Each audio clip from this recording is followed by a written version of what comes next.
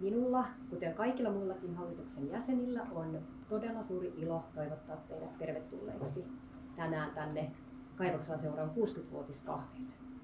Ihanaa, että teitä on näin paljon. Kiva nähdä kaikkia.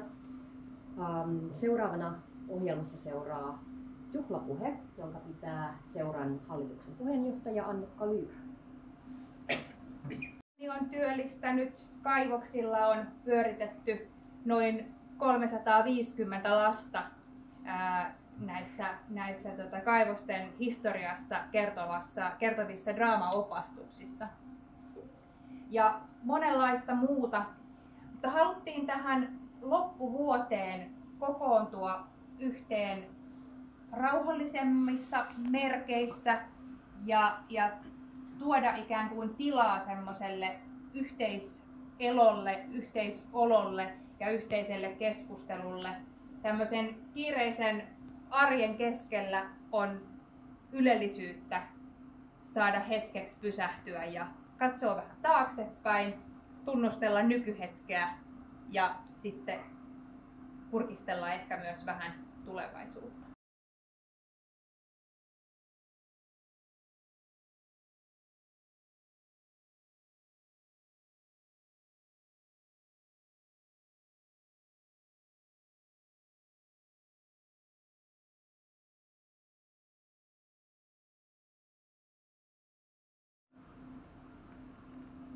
Ken tulta on, se tulta palvelkoon. Ken maata on, sen maahan maatokoon. Mut kuka tahtoo nousta taivahille, näin kaikuu kannelniekan virsi sille. Mitä omme me? Vain tuhkaa, tomua? Ei aivan. Aatos nousee mullasta, on kohtalosi kerran tuhkaksi tulla, mut siihen asti aik on palaa sulla. Mi palaa? Aine.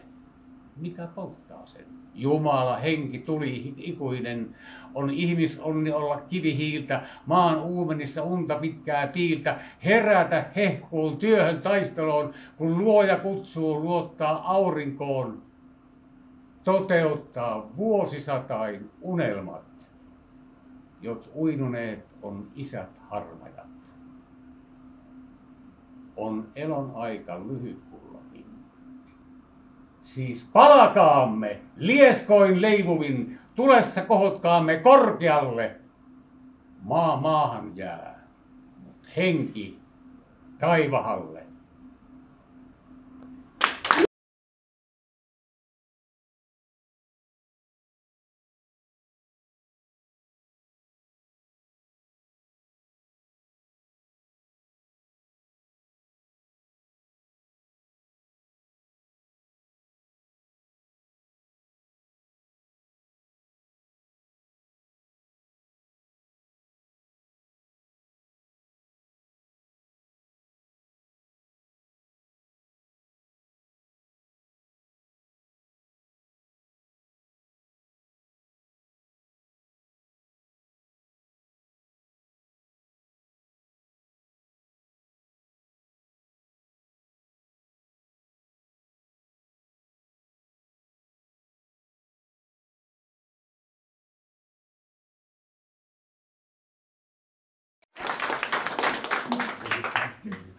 Ja ehkä paikallaan taustattaa sen verran, että huhuilin tuolla Kaivoksella Vaskipelto-ryhmässä tekijää, että meillä on kaikenlaista aineistoa, joka pitäisi jollain tavalla laittaa kasaan niin, että tulevatkin sukupolvet tietäisivät, mikä on Kaivokselan vesitorni tai mikä Kaivokselan vesitorni on ollut.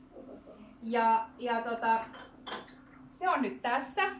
Esittelen sen teille tässä kevyesti ja saatte tutustua siihen sitten jälkikäteen antaumuksella. Se löytyy tästä päivästä lähtien nyt Kaivoksella sivun.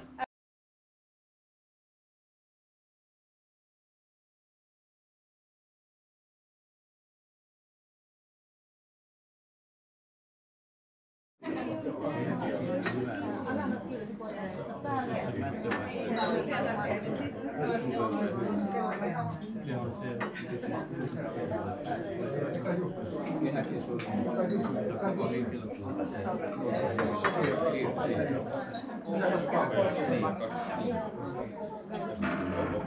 periaatteessa